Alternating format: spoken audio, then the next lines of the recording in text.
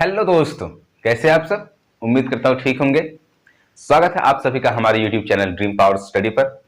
इस चैनल को कृपया लाइक कीजिए, सब्सक्राइब कीजिए और शेयर कर दीजिए ताकि बताई गई बातें लोगों तक पहुंच पाए। आइए हम लोग लौटते हैं अपने टॉपिक पे। हम लोगों ने इंडियन पॉलिटी स्टार्ट किया था, उसमें से हम लोगों ने इंडियन पॉलिटी में संविधान सभा का निर्माण समझ चुके थे। हमारा राष्ट्रीय प्रतीक जान चुके थे, कौन कौन से होते हैं, कब कब उनको लिया गया था। तो आइए आज हम समझते हैं कि संविधान जो बनाया गया था, तो संविधान बनाने के लिए जो स्रोत जो होते हैं, मतलब कि वो कहाँ से लिए गए थे। हम जानते हैं कि अगर हम अपने पास में कोई कोई नया चीज देखते हैं, कोई कोई नया वस्तु बनाने की कोशिश करते हैं, तो हम लोग सबसे पहले उस वस्तु के बारे में जानने की कोशिश करते हैं और वहां से जानते हैं जहां से वो पहले एग्जिस्ट करता है। ठीक है। तो तो उसी क्रम में जब हमारा देश आजाद हुआ, अंग्रेजों के गुलामी से निकला, तो हम लोगों के समक्ष एक संविधान बनाने की चुनौतियां आ गई थी। ठीक है। तो जब संविधान बनाने की चुनौतियां आई तो वो क्या था, संविधान शब्द एक हमारे लिए एक नया नया चिड़िया का नाम था। ठीक है। तो उससे पहले हम क्या करना, हमारे समझ क्या चुनौतियां थी कि जिस जिस देश में संविधान बना वहां कैसे कैसे काम कर रहा है, वहां क्या क्या प्रावधान रखे गए, वहां पर मतलब संविधान बनाने की प्रक्रिया कैसे स्टार्ट हुई, वहां से क्या फायदा हुआ, संविधान का क्या फायदा हुआ, क्या क्या नुकसान हुआ, ये सब समझने की कोशिश की है। ठीक है। तो उसी क्रम में जो हमारे संविधान निर्माण का जो भी संविधान सभा का गठन किया गया था, तो उसमें जो भी संविधान निर्माण करता थे वो क्या किए, मतलब बहुत विश्व के अलग अलग देशों में जहां भी संविधान एग्जिस्ट करता था, मतलब चाहे जिस प्रकार का संविधान हो, या तो वो राजतंत्रात्मक शासन हो या तो वो गणतंत्रात्मक शासन हो, यानी कि जिसमें जिसमें डेमोक्रेसी हो या तो जिसमें मोनोग्राफी हो। ठीक हो, यानी कि जहां पर राजतंत्र हो या तो जहां पर लोकतंत्र हो। तो उसी के क्रम में हमारे जो संविधान निर्माणकर्ताओं द्वारा लगभग 60 से 70 देशों में घूमा गया और वहां जा जाकर वहां के संविधान को पढ़ा गया, उसके उसकी खामियों को जानी गई, संविधान की वहां पे संविधान से क्या क्या विशेषताएं थे उसको जानी गई। तो उसी क्रम में जब जान जान सुनकर जब सब आए, जब जब सब सब मतलब गए, कोई अमेरिका गया, कोई साउथ अफ्रीका गया, कोई जापान गया, कोई इंग्लैंड गया, कोई ब्रिटेन गया, वहां से जा जाकर वहां भी जो भी संविधान पहले से एग्जिस्ट कर रही थी, वहां पर जाकर वहां की संविधान से जो भी आवश्यक तत्व थे, जो भी भारतीय दशाओं के अनुकूल जो भी तत्व थे, उसको क्या किया, अपने अपने नोटबुक में नोट किए और वहां से लाए। तो उसी क्रम में हम देखते हैं कि हमारे संविधान में जो भी प्रावधान लिए गए हैं, जो भी प्रोविजंस वहां पे एक्सेप्ट किए गए हैं, डाले गए हैं हमारे संविधान में, वो कौन कौन से कब कब डाले गए हैं, तो आइए हम देखते हैं। तो आज हमारा जो टॉपिक होगा, हमारा जो टॉपिक है वो क्या है, तो संविधान के स्रोत। क्या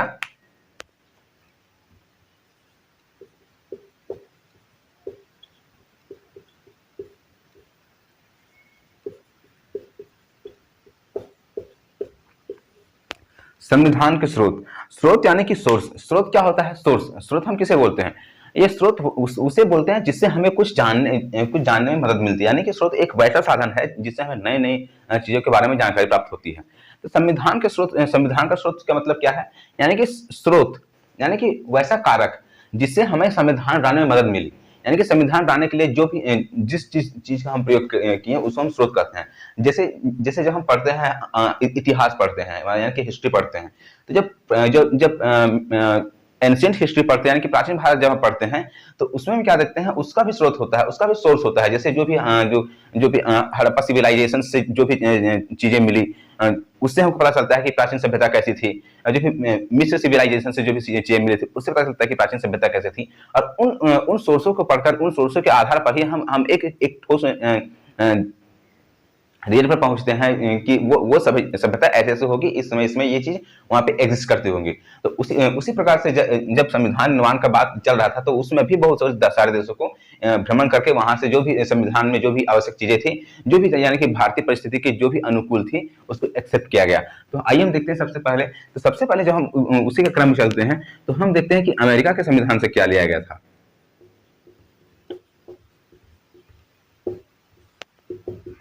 अमेरिका के संविधान से क्या लिया गया था, हम जानते हैं कि सबसे जो लोकतंत्र यानी कि फर्स्ट जो डेमोक्रेटिक कंट्री बना था वो था अमेरिका। लेकिन जब भारत में जो संविधान का जो लोकतंत्र का जो प्रावधान लाया गया था, वो कहां से लाया गया था, तो यानी कि वो जो था वो फ्रांस के तर्ज पर लाया गया था। क्योंकि हम जानते हैं जो फ्रांस जो था, फ्रांस ऐसा कंट्री था जो भी प्रथम बार लोकतंत्र बना था, यानी कि प्रथम संविधान की वहां पर बात की गई थी। लेकिन जो अमेरिका का जो संविधान था, वो जो वास्तविक तौर पर जो संविधान बना, वास्तविक तौर पर जो लोकतांत्रिक देश बना, वो था अमेरिका। तो अमेरिका के संविधान से क्या क्या लिया गया था ये देखते हैं। तो अमेरिका के संविधान से यहां पर लिया गया था, इसमें था मौलिक अधिकार। क्या? मौलिक अधिकार।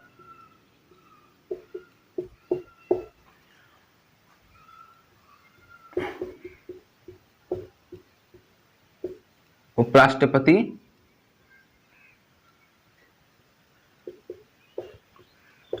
का पद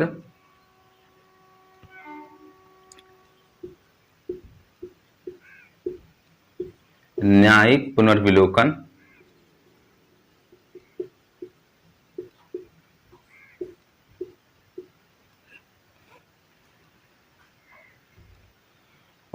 मौलिक अधिकार, उपराष्ट्रपति का पद, न्यायिक पुनर्विलोकन, और क्या था? तो इसमें था स्वतंत्र न्यायपालिका,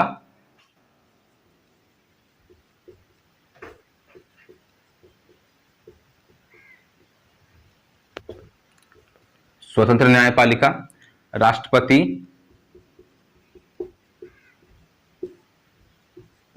पर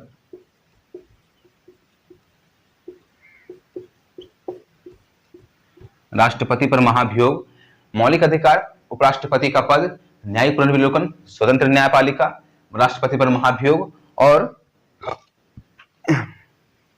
कानून के समान संरक्षण। क्या? कानून के समान संरक्षण।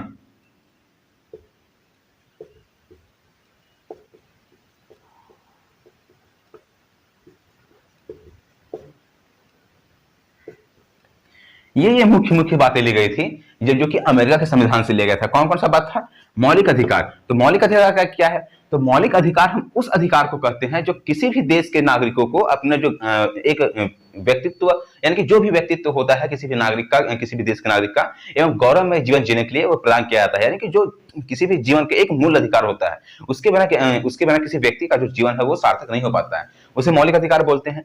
उपराष्ट्रपति का पद जो होता है, यानी कि हम जानते हैं कि भारतीय संसदीय प्रणाली में सबसे जो ऊपर होता है वो है राष्ट्रपति।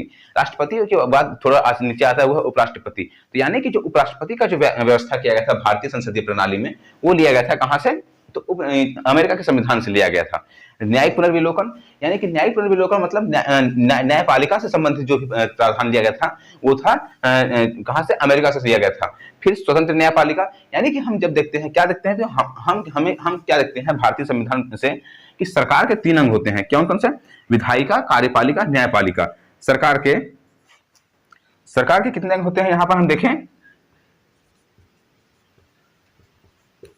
सरकार के 3 अंग होते हैं, विधायिका, कार्यपालिका और तीसरा न्यायपालिका। अब जब तीनों अंग है, हम जानते हैं कि तीनों अंग जो है वो क्या है? तो एक दूसरे का कनेक्टेड है, एक दूसरे का पूरक है, लेकिन आपस में ये भी है कि ये तीनों अंग एक दूसरे से स्वतंत्र हैं। ना तो इसका हस्तक्षेप यहाँ पर होता है, ना इसका हस्तक्षेप यहाँ पर होता है। लेकिन हाँ, जब कभी आवश्यकता पड़ती है तो ये तीनों अंग आकर किसी विषय पर कानून बनाते हैं, किसी विषय पर एक मंच पर आकर उसका कार्य करते हैं। तो ये जो न्यायपालिका, स्वतंत्र न्यायपालिका का जो प्रावधान लिया गया है, यानी कि जो कोर्ट होंगे, जो भी जजेस होंगे, जो भी न्यायिक जो जुडिशरी प्रणाली होगी, वो क्या होगी? स्वतंत्र होगी। वो अमेरिका के संविधान से लिया गया था। राष्ट्रपति पर महाभियोग, यानी कि देखिए, राष्ट्रपति पर महाभियोग का मतलब क्या होता है? जैसे हम अगर किसी अभी देखते हैं कि अगर कोई गवर्नमेंट जॉब का आदमी है तो उसको हटाने के लिए हमें सिर्फ क्या करना पड़ता है? एक टर्मिनेशन लेटर टाइप करना पड़ता है। लेकिन जब राष्ट्रपति चूंकि हम जानते हैं कि भारत का प्रथम नागरिक है, तो उसको तो ऐसे ही नहीं हटा सकते हैं। अगर उसको ऐसे हटाएंगे तो यानी कि भारत की जो अखंडता है, भारत की जो संप्रभुता है, उस पर सवाल उठ जाएगा। तो इसीलिए क्या किया गया था? राष्ट्रपति को हटाने के लिए एक प्रक्रिया का नाम दिया गया था, जो कि राष्ट्रपति पर हम हटाते हैं। उस प्रक्रिया का क्या नाम दिया गया था? तो उस प्रक्रिया को महाभियोग के नाम से जाना जाता था। तो यानी कि महाभियोग क्या है? तो राष्ट्रपति को अपने पद से हटाने की प्रक्रिया का नाम है महाभियोग। तो यानी कि महाभियोग का जो प्रक्रिया है, यानी कि राष्ट्रपति को किस प्रकार से हटाएंगे, कौन कौन से कारण पर हटाएंगे, वो जो प्रक्रिया जो है वो कहां से लिया गया है? तो लिया गया है अमेरिका से लिया गया था। फिर क्या लिया था? कानून के समान संरक्षण, यानी कि कानून के समान संरक्षण, यानी कि जो भी हमारे देश में कानून है उसका सभी लोगों के लिए बराबर मतलब अगर एक कानून के तहत एक सजा का प्रावधान किया गया है तो वो चाहे देश के जिस नागरिक के लिए भी हो, वो ऊंचा हो, छोटा हो, बड़ा हो, गरीब हो, अमीर हो, सबके लिए उस सजा का मतलब ही सभी एक ही होता है। तो यहाँ से समझ गए अमेरिका से क्या लिया गया था? मौलिक अधिकार, उपराष्ट्रपति का पद, न्यायिक पुनर्विलोकन, स्वतंत्र न्यायपालिका, राष्ट्रपति पर महाभियोग और कानून का समान संरक्षण। इतनी बातें पता हो गए आप लोग को। अब दूसरा हम देखते हैं तो दूसरा जो देखते हैं वो कहां से लिया गया था, तो वो ब्रिटेन के संविधान से।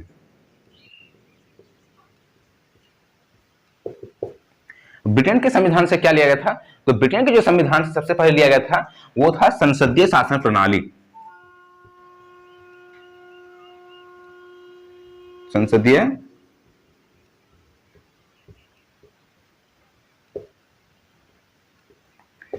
संसदीय शासन प्रणाली, विधि के समक्ष समानता,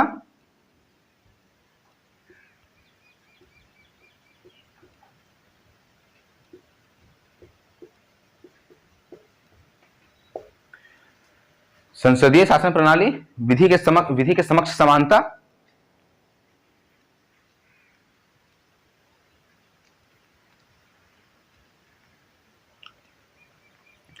एकल नागरिकता,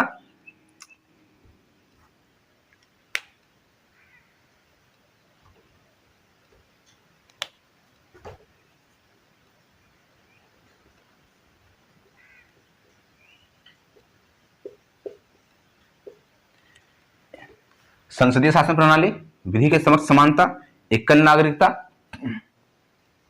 और क्या लिया गया है इसमें? तो इससे लिया गया था, यहां से ब्रिटेन के संविधान से लिया गया है संसद और विधानमंडल की प्रक्रिया,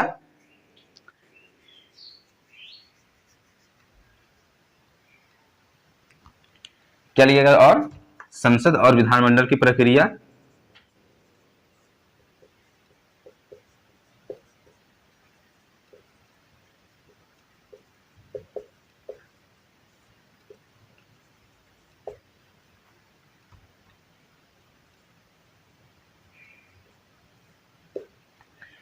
संसदीय शासन प्रणाली, विधि के समक्ष समानता, एकल नागरिकता, संसद और विधानमंडल की प्रक्रिया।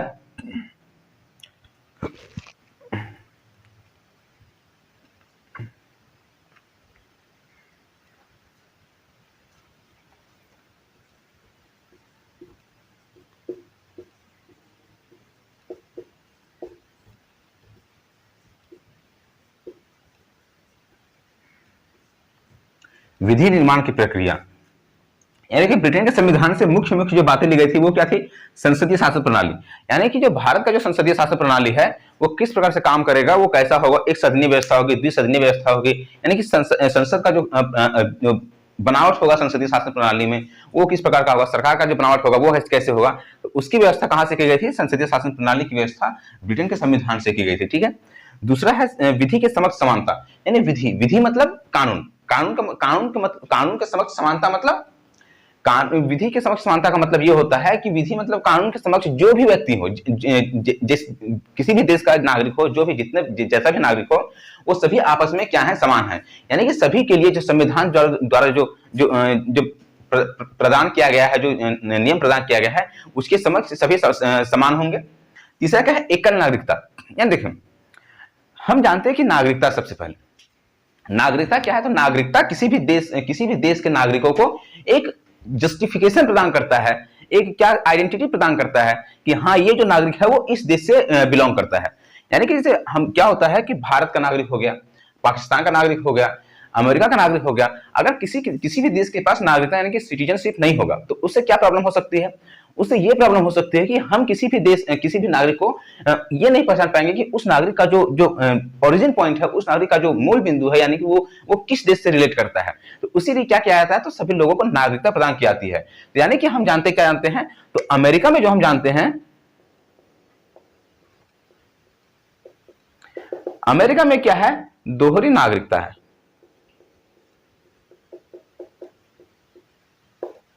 दोहरी नागरिकता, इसका क्या मतलब है? यानी कि केंद्र स्तर पर, और दूसरा क्या है? राज्य स्तर पर। राज्य स्तर पर यानी कि अमेरिका जो है, तो हम जानते हैं कि अमेरिका में लगभग 50 स्टेट हैं, तो उसमें से क्या है कि अमेरिका के लोगों को एक तो सेंट्रल स्टेज पर भी मिला हुआ है सिटीजनशिप, और दूसरा जो है वो यहाँ पर तो स्टेट स्टेज पर मिला हुआ है, यानी कि केंद्र स्तर पर भी नागरिकता प्रदान किया गया है और राज्य के स्तर पर भी नागरिकता प्रदान किया गया है। हम बोल सकते हैं कि अमेरिका में जो है वो दोहरी नागरिकता का प्रावधान है, यानी कि वहां एक व्यक्ति को दो तरह का नागरिकता मिला गया है। लेकिन इस स्थिति को न लेकर के भारत में सिर्फ एकल नागरिकता का प्रावधान लिया गया है, जो कि ब्रिटेन से लिया गया है। और ये ऐसा इसलिए किया गया है ताकि लोगों के पास केंद्र को लेकर के और राज्य को लेकर के भेदभाव प्राप्त न हो, क्योंकि हम जानते हैं भारत जो विविधताओं का देश है और हर स्टेट में क्या है, तो जैसे हम जब संविधान निर्माण हो रहा था तो उसमें बहुत सारी ऐसी मुश्किलें आई थी कि क्या किया गया था, तो बहुत सारे राज्यों का निर्माण भाषाओं के आधार पर किया गया था। तो जब भाषाओं के आधार पर किया गया था तो उसी समय ये भी महसूस किया गया था कि अगर भाषाओं के आधार पर राज्य का निर्माण होता है, अगर धर्म के आधार पर राज्यों का निर्माण होता है, तो हम अगर हम क्या करते हैं कि राज्य स्तर पर भी हम नागरिकता उनको प्रदान करते हैं, तो वो क्या हो सकता है, वो जो भारत का जो एक अखंडता का जो शब्द जोड़ा गया था, वो उसमें क्या होता है, हो सकता है वो हानि पहुंचा सकता है। तो इसलिए यहाँ पर केंद्र स्तर और राज्य स्तर पर दोनों पर ना होकर के सिर्फ एक मतलब सिर्फ केंद्र स्तर पर यानी कि एकल नागरिकता का प्रावधान किया गया है। दूसरा क्या है, संसद और विधानमंडल की प्रक्रिया, यानी कि संसद कैसे कार्य करेगा, संसद का निर्माण कैसे होगा। विधानमंडल बोले तो स्टेट का संसद, यानी कि हर राज्य का संसद होता है। जैसे संसद जो है एक केंद्र का संसद होता है, ठीक है, यानी कि पूरे देश का एक जो दिल्ली में है भारत का, और स्टेट और विधानमंडल का मतलब है कि हर एक राज्य का संसद, कि वहां पर हर राज्य में कैसे कैसे काम करेगा। क्योंकि हम जानते हैं भारत में जो सत्ता का विकेंद्रीकरण की नीति अपनाई गई है, सत्ता के विकेंद्रीकरण की नीति अपनाई गई है, यह ऐसा इसलिए किया गया है क्योंकि भारत में जो सत्ता का जो शासन का जो व्यवस्था है, शासन की जो प्रणाली है, अगर उसको हर स्टेज पर बांटा गया है, ऐसा इसलिए किया गया है ताकि हर स्टेज पर जो शासन का संचालन हो वो सही ढंग से हो सके। क्योंकि हम जानते हैं कि भारत में संविधान का निर्माण ही किया गया है भारतीय संविधान प्रणाली को, यानी कि भारतीय संसदीय प्रणाली को व्यवस्थित रूप से चलाने के लिए। तो इसीलिए क्या किया गया है, तो संसद पर भी व्यवस्था की गई है और विधानमंडल की व्यवस्था की गई है, मतलब ये अपना कार्य कैसे करेगी, कैसे उनका अपने शासन संचालन करेगी, ठीक है।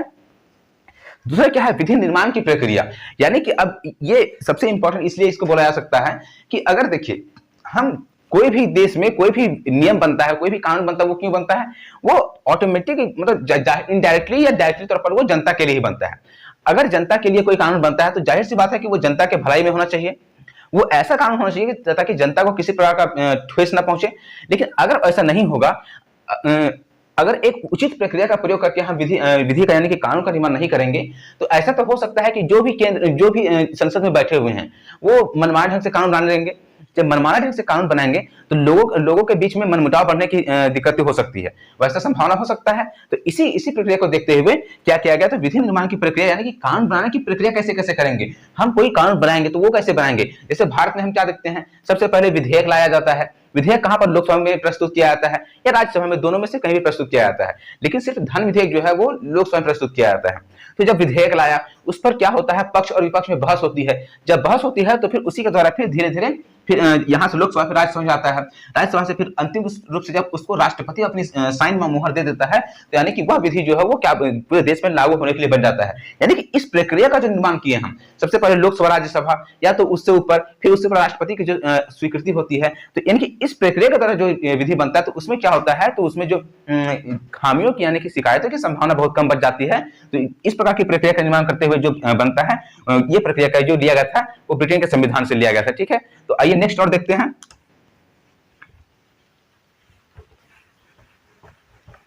कहां से, कनाडा से। कनाडा के संविधान से क्या लिया गया था, संघीय शासन प्रणाली।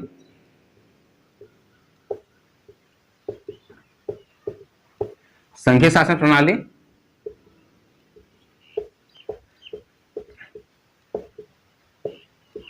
सशक्त केंद्र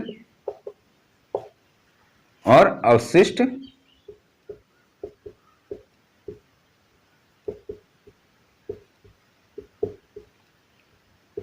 शक्तियां।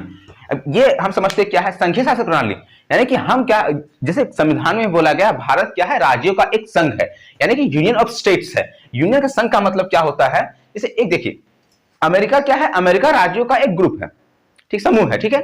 लेकिन भारत क्या है, तो राज्यों का एक संघ है, यानी कि यूनियन का मतलब होता है, यूनियन ऑफ स्टेट्स का मतलब होता है कि अगर संघ में कोई भी शामिल हो जाता है तो उसको अपने मनमाने निकलने, संघ से बाहर निकलने की अनुमति नहीं होती है। तो भारत में जितने भी राज्यों को एक मिलाकर एक संघ बनाया गया है, यानी जितने भी राज्य हैं वो ना तो अपने अपने अनुमति से बाहर निकल सकते हैं, ना तो अपने अनुमति से ही उसको ये कहीं अंदर आ सकते हैं। अगर उस स्टेट को अगर हमको तोड़ना है, उस स्टेट से तोड़कर एक नया स्टेट बनाना है, तो उसकी जिम्मेदारी किसको दी गई है, तो उसकी जिम्मेदारी जो है अनुच्छेद 3 के तहत संसद को प्रदान की गई है। तो यही संघीय शासन प्रणाली।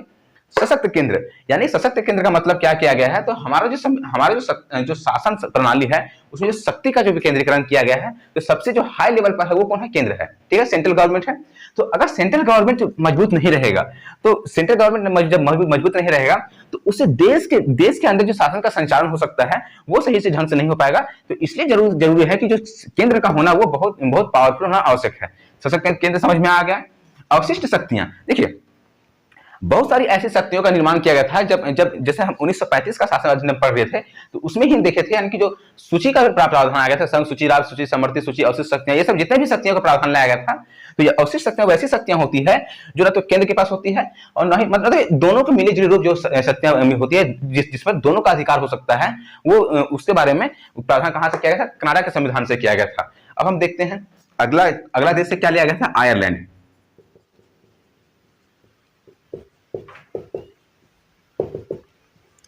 आयरलैंड के संविधान से क्या लिया गया है, तो आयरलैंड के जो संविधान से लिया गया है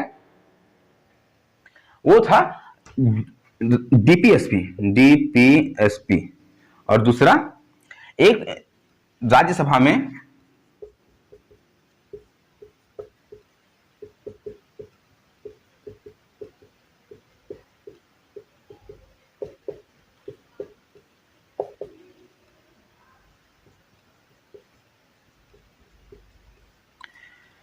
आयरलैंड के संविधान से क्या लिया गया है, डीपीएसपी। तो डीपीएसपी जो है वो, डीपीएसपी का फुल फॉर्म क्या है, तो डीपीएसपी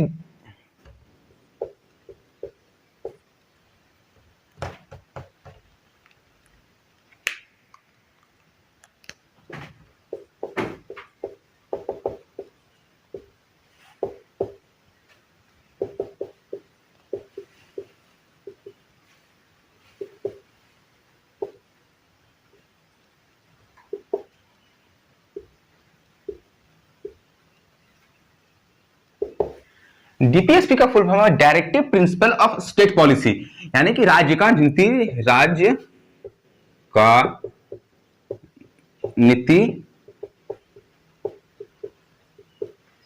निर्देशक तत्व, ठीक है।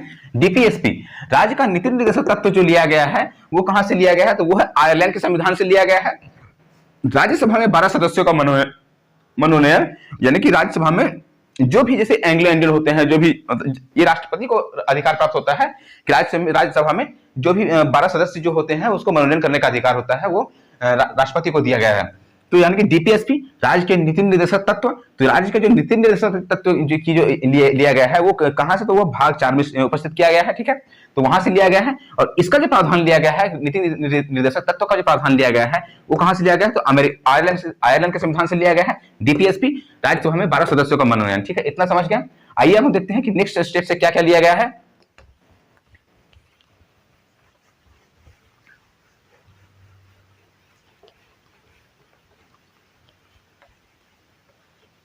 दक्षिण अफ्रीका,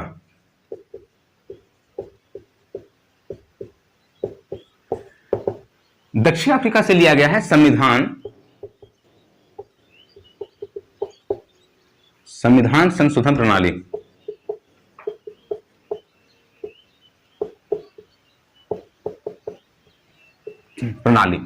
संविधान संशोधन प्रणाली। अब ये इसका क्या मतलब है, जैसे देखिए संविधान में जो नियम बना वो बना कब, 26 जनवरी को से पहले बना, जब संविधान बनाना चालू हुआ।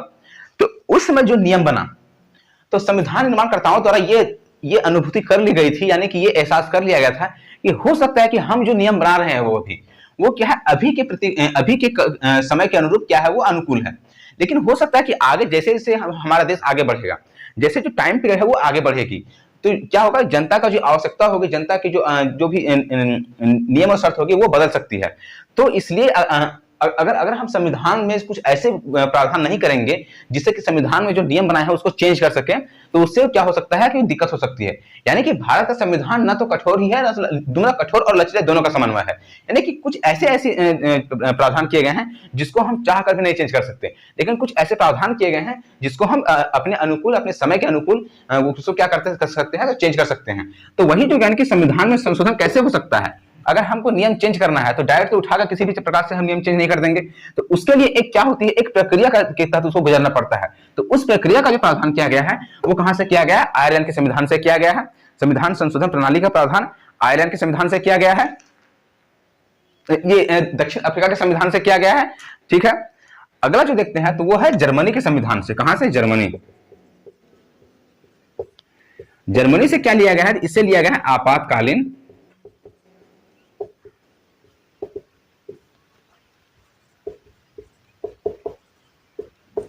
आपातकालीन उपबंध। क्या लिया गया, आपातकालीन उपबंध। आपातकालीन उपबंध मतलब इमरजेंसी।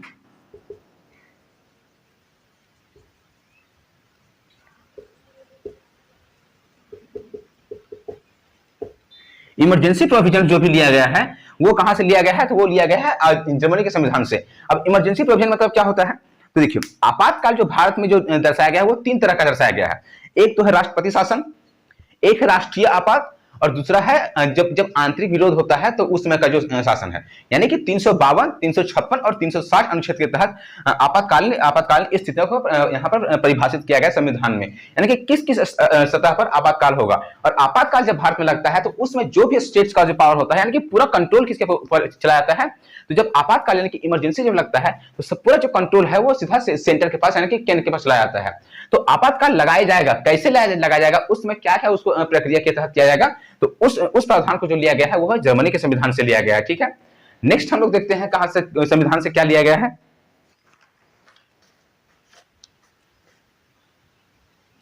फ्रांस। अगला जो देश है वो कहां है, फ्रांस। फ्रांस से लिया गया है गणतंत्र। गणतंत्र मतलब गण मतलब लोग, जनता। ठीक है, और तंत्र मतलब शासन।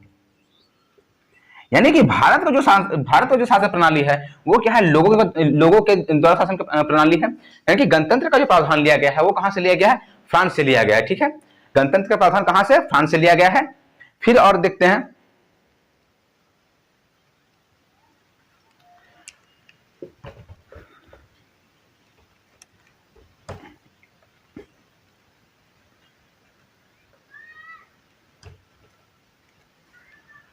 फ्रांस हो गया, फिर हो गया पूर्व सोवियत संघ।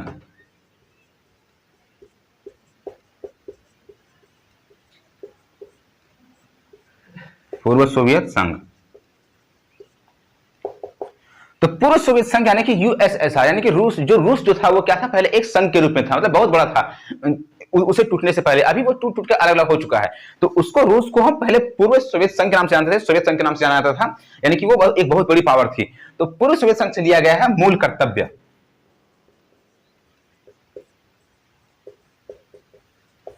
मूल कर्तव्य, तो मूल कर्तव्य क्या है, यानी कि ये कर्तव्य जो है ये बाध्यकारी नहीं है। यानी कि ये संविधान द्वारा लोगों को, मतलब ये नहीं प्रावधान किया गया इसको तुमको हर हाल में मानना ही है, लेकिन एक इसको जनता के विवेक पर, यानी कि जनता की जो कॉन्शियस माइंड है उसके ऊपर छोड़ दिया गया है। यानी यानी उम्मीद किया गया संविधान के द्वारा कि भारत के जो अगर लोग होंगे तो उसमें उन लोगों से हमें ये उम्मीदें होनी चाहिए। यानी कि जैसे हम देख सकते हैं कि राष्ट्रध्वज का जो क्या आदर करना, जो भी शहीद हुए हैं उनके जो प्रावधान किया गया, स्वतंत्रता सेनानियों का जो भी बलिदान दिया गया था उनको आदर करना, राष्ट्रीय स्मारक जो बनाए गए हैं, यानी कि जो प्राकृतिक पर्यावरण की रक्षा करना जो भी है, तो ये मूल कर्तव्य के रूप में प्रावधान किया गया है। यानी कि सभी लोगों को, जाहिर सी बात है कि इस संविधान सभा के निर्माताओं द्वारा यह सोचा गया था कि यह उम्मीद की गई थी कि भारत के लोगों में ये कर्तव्य का पालन करने की ये अपना अपना विवेक होना चाहिए। ठीक है, तो अभी तक हम लोगों ने देखा कि जो संविधान के स्रोत क्या थे और कहां कहां से लिए गए, और जो हम जानते हैं कि जब संविधान बन रहा था तो सबसे सबसे जो महत्वपूर्ण स्रोत, सबसे यानी कि जो संविधान का जो बेस हम कह सकते हैं वो क्या था, तो वो जो संविधान का बेस हम बोल सकते हैं तो वो था 1935 का भारत शासन अधिनियम।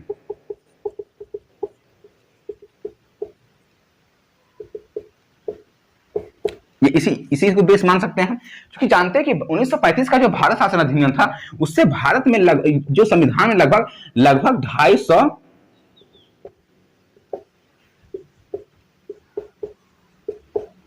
अनुच्छेद लगभग लिए गए हैं। यानी कि जैसे जब संविधान बन रहा था तो उसमें जानते हैं कि 395 अनुच्छेद थे, 22 भाग थे और 8 अनुसूचियां थी। तो उसमें से लगभग 250 अनुच्छेद जो लिए गए हैं वो कहां से, 1935 का अधिनियम से लिए गए हैं। यानी कि जो 1935 का जो भारत शासन अधिनियम जो आया था, तो 1935 का भारत शासन अधिनियम जो लाया गया था वो क्या था, तो वो संविधान के निर्माण में बहुत ही एक बहुत ही महत्वपूर्ण स्रोत था। जैसे बहुत सारे देशों से तो बनाया गया था संविधान को, लेकिन 1935 का जो संविधान लाया गया था उसी समय हम बोल सकते हैं कि जो संविधान की निर्माण की जो प्रक्रिया का जो वास्तविक जो संचालन किया जा रहा था वो 1935 को ही बेस मानकर किया जा रहा था। यानी कि जो 1935 का संविधान के द्वारा जो संविधान का जो स्रोत बनाया गया था उससे बहुत सारे अनुच्छेद दिए गए थे। इतना समझ में आ गया। तो आज हमने क्या देखा, आज हमने देखा कि संविधान सभा जो निर्माण था वो द्वारा कौन कौन से देश में भ्रमण करके वहां से क्या क्या उठा करके अपने संविधान का निर्माण किया गया था। क्योंकि संविधान का चीज बनाना एक हमारे लिए बहुत बड़ी चुनौती थी, हमारे लिए नई बात थी। तो हमें जब किसी चीज को, नया चीज को हम जानना चाहते हैं, बनाते हैं, तो उससे पहले वो वस्तु या वो कारक जिसके बारे में हम सोच रहे हैं वो जहां एग्जिस्ट कर रहा है तो वहां से जाकर हम उसके बारे में जानने की कोशिश करते हैं। तो उसी क्रम में जब संविधान निर्माताओं ने बहुत सारे देशों का भ्रमण किया, वहां के संविधानों का अध्ययन किया, तो वहां से जो भी उस देश के संविधान से जो भी नियम थे उसको वहां से उठा करके सीधा भारत के संविधान में डाल दिया कि जो कि भारत के अनुकूल वहां पे हो सकते हैं। तो आज हमने संविधान के स्रोत के बारे में समझा। उम्मीद करता हूं कि हमारे द्वारा बताई गई बातें आप लोगों को समझ में आई होंगी। तो कृपया इस चैनल को लाइक कर दीजिएगा, सब्सक्राइब कर दीजिएगा और कमेंट कर दीजिएगा। मिलते हैं नेक्स्ट वीडियो में। थैंक यू, धन्यवाद।